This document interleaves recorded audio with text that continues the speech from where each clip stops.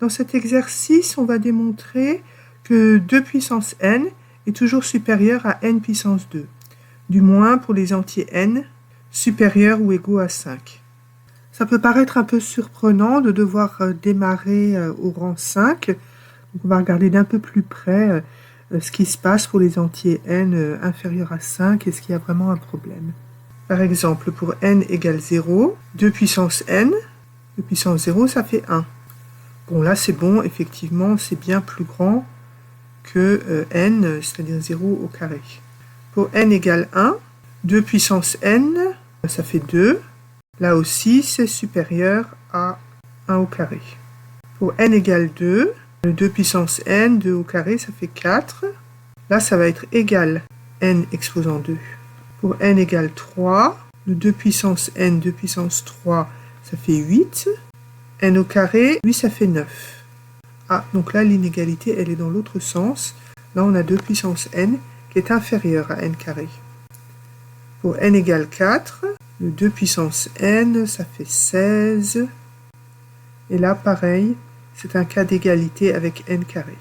On va démontrer par récurrence que 2 exposant n est toujours supérieur strictement à n au carré pour tous les entiers n à partir de 5. Dans la rédaction d'une preuve par récurrence, il y a 3 étapes. Tout d'abord, l'initialisation. Cette première étape consiste à vérifier que la formule est vraie pour le premier entier concerné, en l'occurrence l'entier 5. Pour n égale 5, 2 puissance n, c'est quoi? C'est 32. n au carré, 5 au carré, c'est 25. Donc là, effectivement, on a bien 2 puissance n supérieur à n carré. La deuxième étape, c'est l'hypothèse de récurrence, rédigée à un certain rang m. Supposons que 2 puissance m soit supérieur à m carré pour un certain entier m. Et la troisième étape, l'hérédité. Donc il s'agit de voir que la formule se propage. En supposant qu'elle est vraie au rang m, il faut montrer qu'elle passe au rang m plus 1. Voilà, donc on va devoir montrer que 2 exposant m plus 1 est supérieur à m plus 1 au carré. On va essayer de majorer m plus 1 au carré, qui se développe grâce à l'identité remarquable bien connue en m carré plus 2m plus 1. Voilà, donc déjà m carré, on sait le majorer par l'hypothèse de récurrence. Le problème, c'est le terme en 2m plus 1. Alors, on va démontrer à part tout à l'heure que 2m plus 1, on peut lui aussi le majorer par m carré. Donc, c'est un exercice à part, comme un tiroir qui s'ouvre à l'intérieur de la démonstration principale.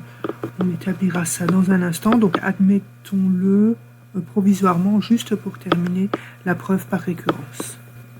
Voilà, donc si on arrive à démontrer la formule annoncée en orange, le terme 2m plus 1, ici on pourra lui aussi le majorer par m carré. Donc on se retrouvera avec un majorant de la forme de m carré.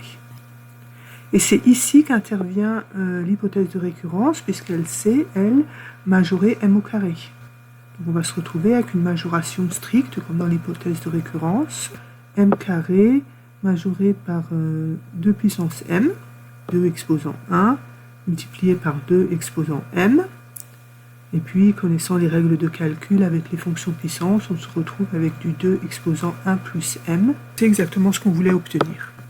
On va un petit peu transformer l'énoncé. On va montrer m carré moins 2m plus 1 est positif. m carré moins 2m moins 1. Au début, ça ressemble au démarrage de l'identité remarquable m-1 au carré. Hein, là aussi, on a du m carré moins 2m, mais on aurait plus 1, donc je dois retrancher 2. Comme on travaille avec un m supérieur ou égal à 5, on aura m-1 supérieur ou égal à 4.